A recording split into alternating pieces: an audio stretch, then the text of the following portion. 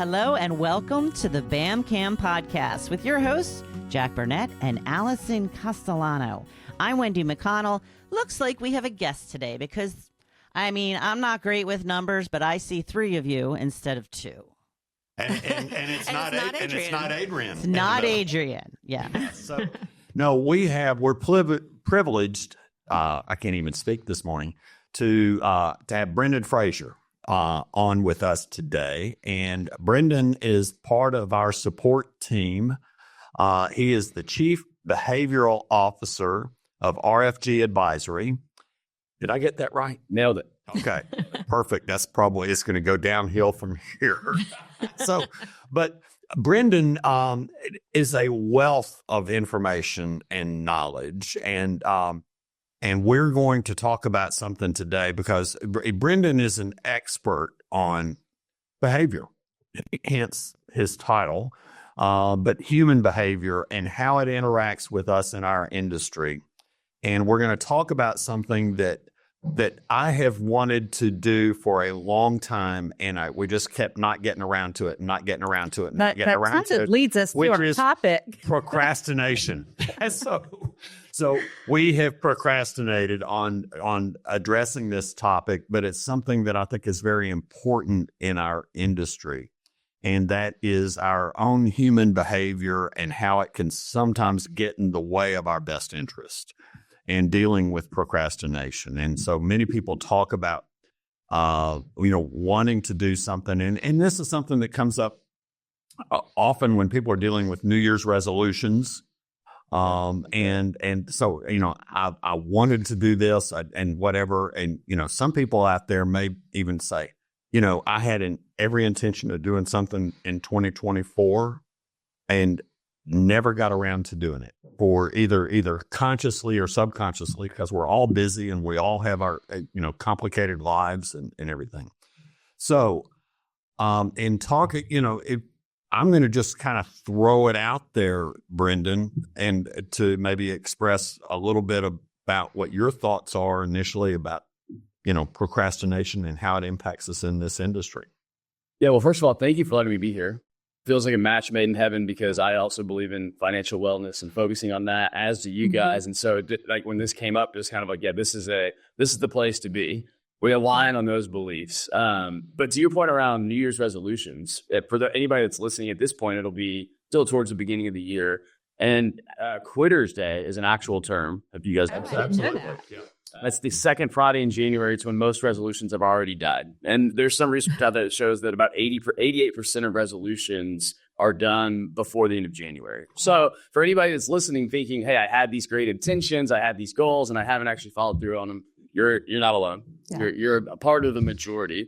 But it just speaks to, like you said, human behavior. We have these good intentions. We have things that we want to do. We have things that we want to do to become a better version of ourselves. But it's not enough to just say, hey, I want to do these things. It's hard to actually pull the trigger and then stick with it. That's the biggest one. One thing I saw recently is an article, I think it was in the Wall Street Journal, that the regular clients of Planet Fitness so look forward to Quitter's Day because you have all this influx of people at the first of the year. They get in the way of all these other people on the machines and the equipment and everything at Planet Fitness, which is a national chain of fitness facilities. And so all the regulars are totally annoyed with the first few weeks of January because all these people show up and get in their way. Yeah. So Planet Fitness is a great example in the behavior change realm. And it's one that I've looked at a lot. I think it's fascinating. I can't remember the actual percentage, but they actually oversell the capacity of their gyms for their memberships because they know that the people won't actually show up and go. They bank on the fact that that people will sign up and not actually go do their workouts. And I think their membership price point is low enough too that some people just let it they still pay. They pay whether they can. So if everybody that had a membership at Planet Fitness at a certain location were to show up on the same day, they couldn't all fit in there. But they know that it's hard to get yourself out of bed in the morning. It's hard to stick with a workout routine day after day. Correct. When it comes to procrastination, I wish I had $1 for every time someone in the last 25 years has said, I need to sit down with you. I need to call you. I need to do that. There's always a but when they say that. Well, and I just sit there and say, look, would you like for me to call you? Or, it's whatever. But in 90% of those comments have never sat down with me. And I would like for them to. These are all people generally in my circle of acquaintances and friends that I like. And I'm sure we could be of help to them. And so something prompts them to say that, but then they don't act on it. And to your point, okay, so, and also you would like for them to, because that they would be better off if they would just do it, right? And I think the reason that they're saying that, that they're saying, I should probably sit down and go, I have this question, I want to do this, I need to do that.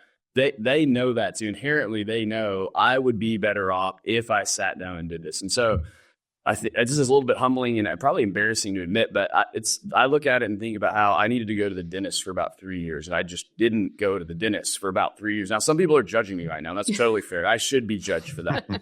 But it wasn't because I didn't want to go, right? It wasn't because I didn't need to get. It's like I thought to myself, oh, the dentist is overrated. I don't need clean teeth. But it comes back to this procrastination thing. And I would sit there and look at it, especially but just being in the world of like behavior. And I would look at it and be, I'm exhibit A. I'm not doing the thing that I know that I'm supposed to do. And it's just easy to blame it on, life is busy, so on and so forth. But if I'm honest with myself, one of the main reasons that I avoided it was because I know beyond the shadow of a doubt that they're going to tell me I need to get my wisdom teeth taken out because I haven't had my wisdom teeth taken out yet.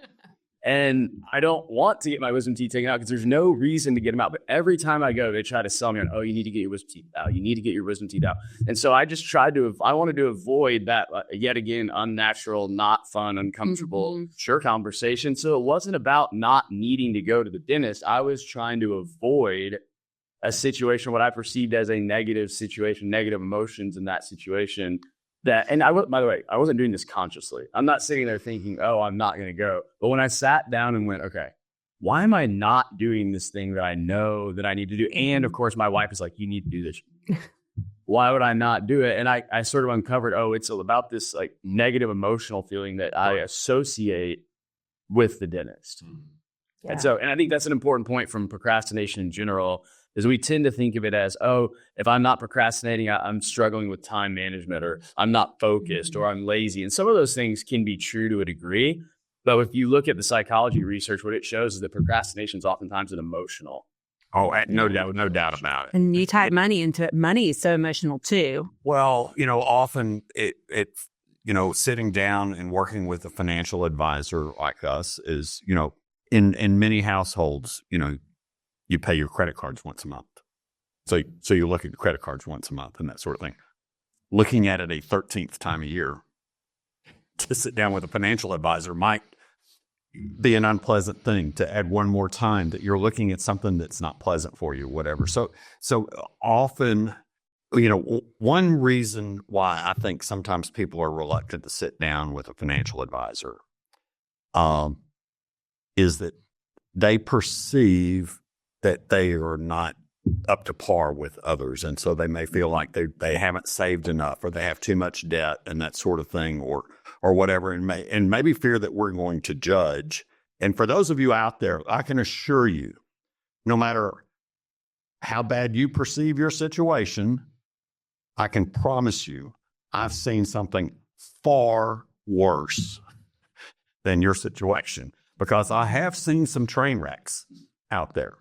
And the thing is, we don't judge. All we're trying to do is help people. Mm-hmm. We want to help people and help people see a path forward.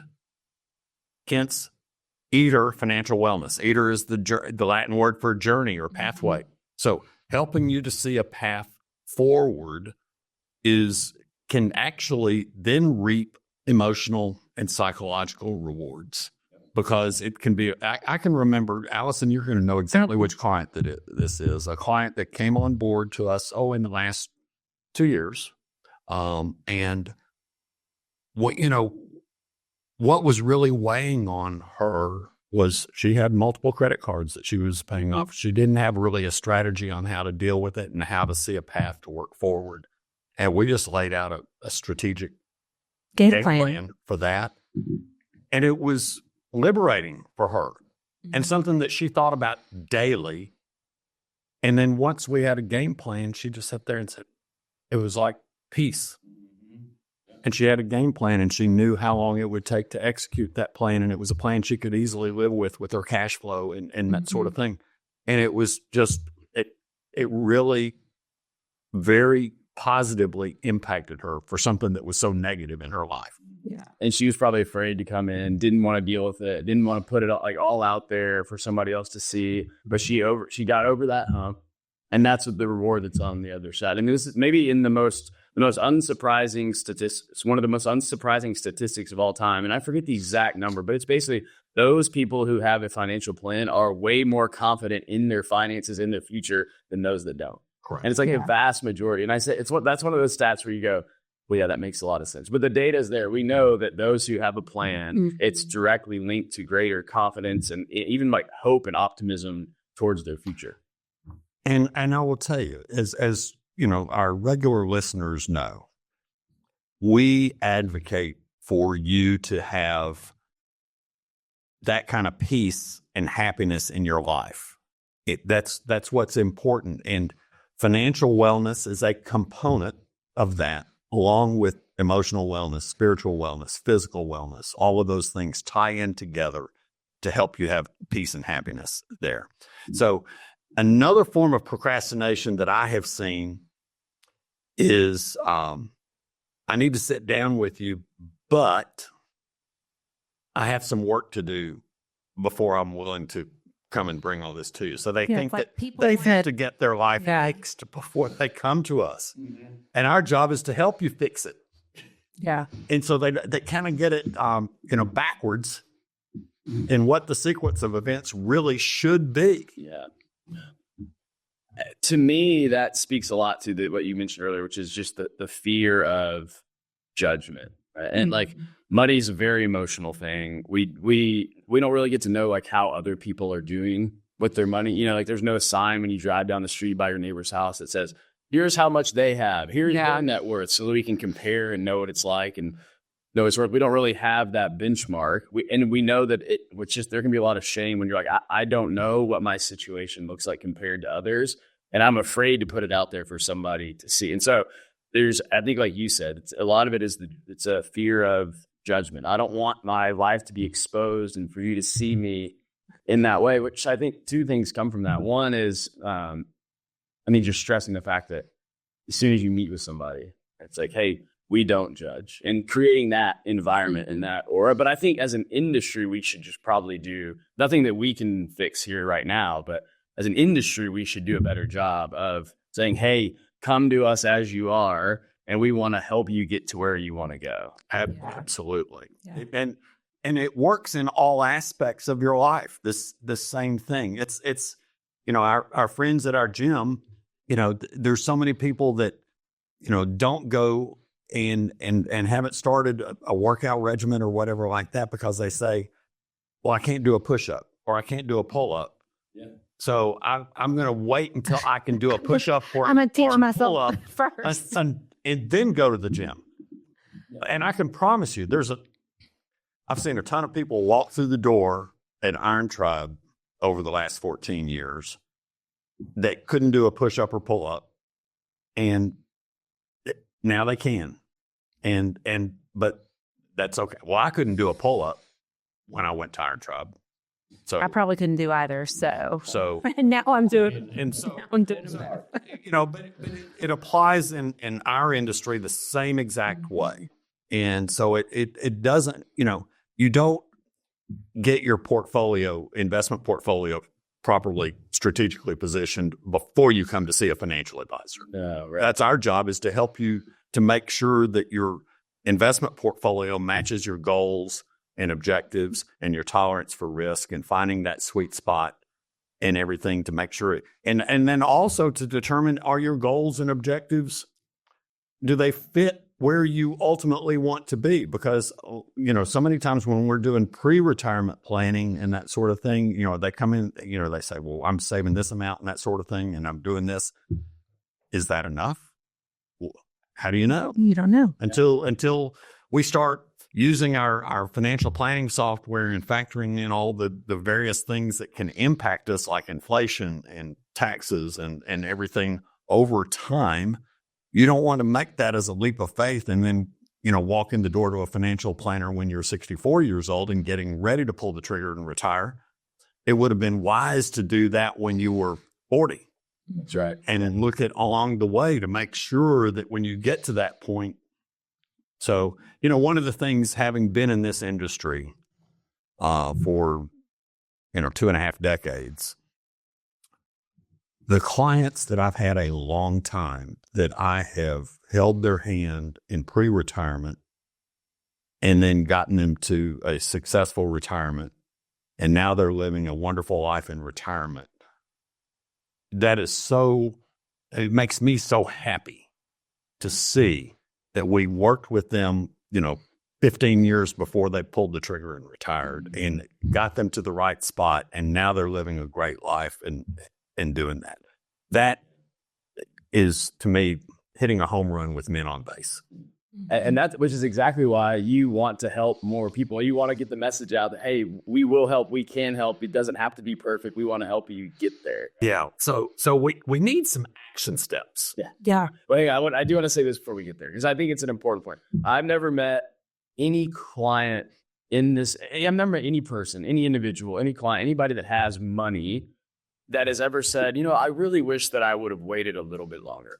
Nobody ever says, I wish that I would have started just a little bit. In fact, I'll tell you, I wish I started sooner, because I've talked about it on the podcast. I had a lost decade in my 20s where I was not doing what I needed to do to live financially well.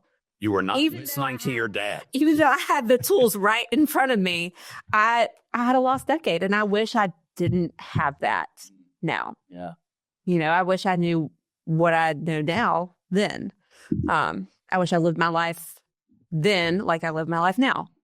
So, have I ever said, what an idiot you were? No. I've not I've judged been the one you. to call myself an I've idiot. not judged you. I've not done that. I said, well, we have a path going forward now. Yeah. So it's just, you can't rewrite the past, but you can take steps towards a better future. Absolutely. There's always a good path forward. That's right. We can't rewrite history.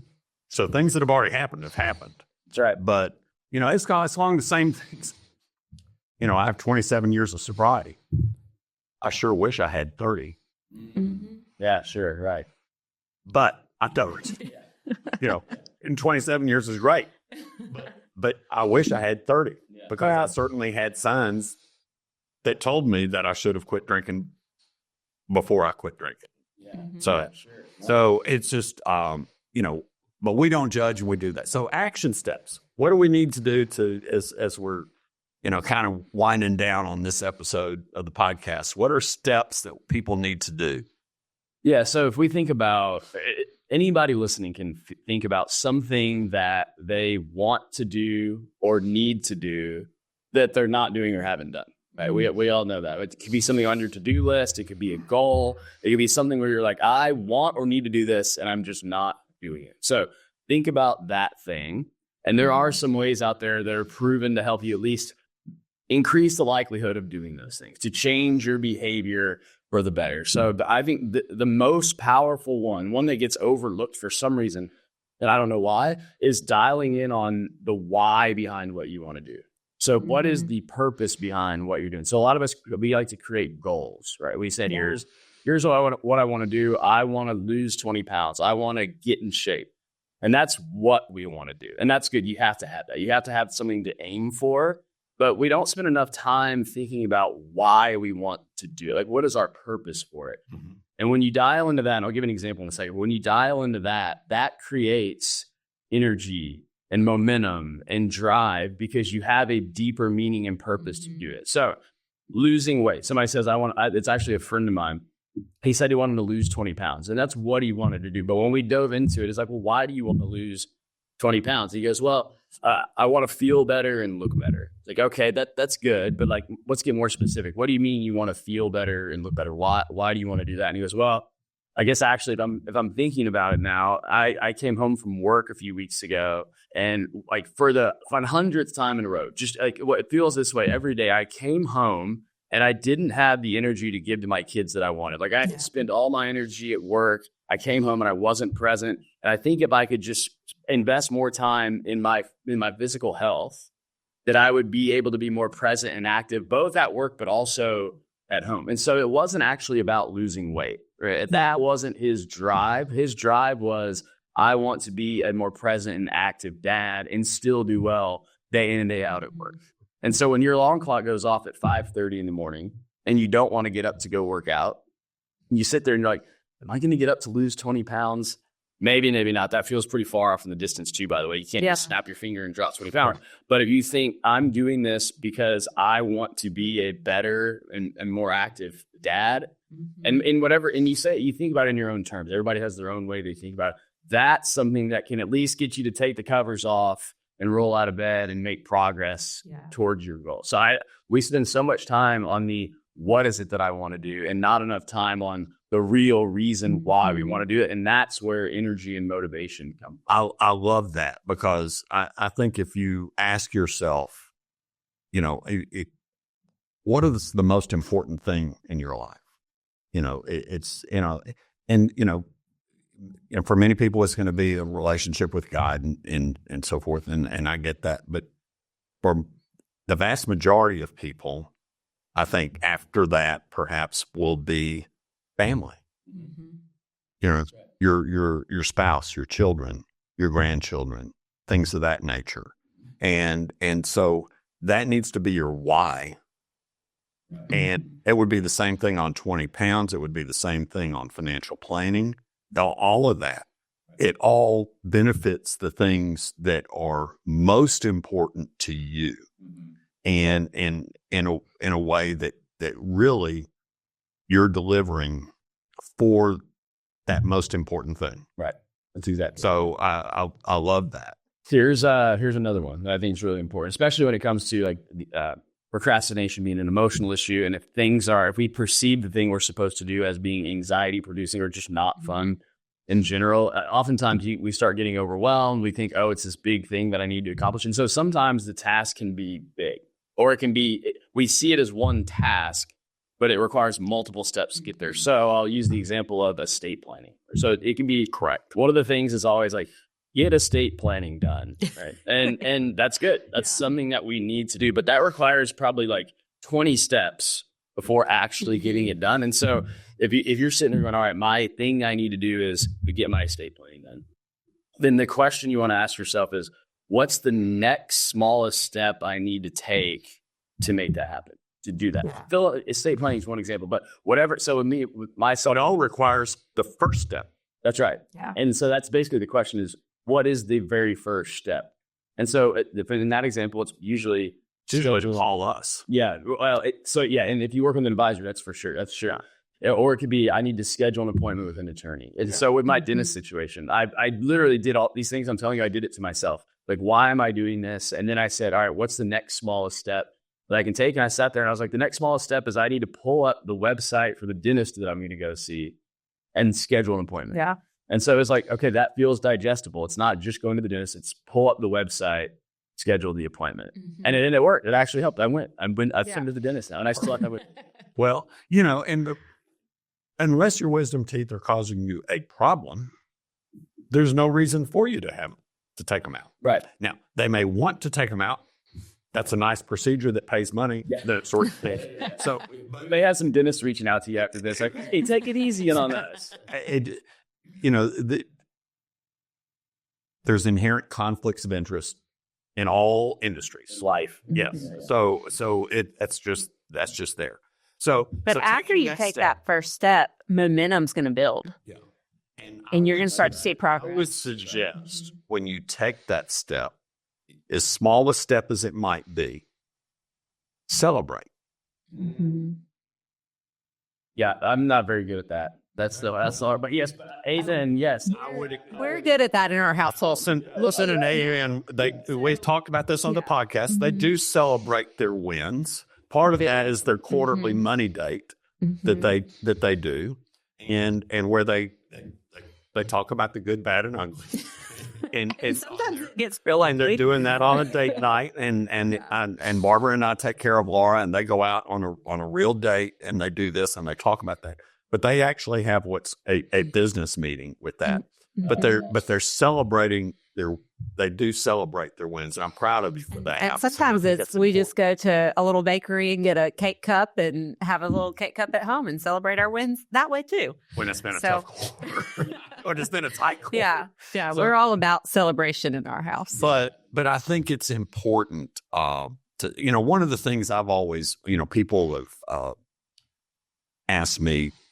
Sometimes people come in with a windfall or something like that, or an inheritance or something of that nature. And I often will and I say, well, what do we need to do with this money and that sort of thing? And one of the things I like to do is say, well, why don't you do something to reward yourself in honor of your dad who passed away?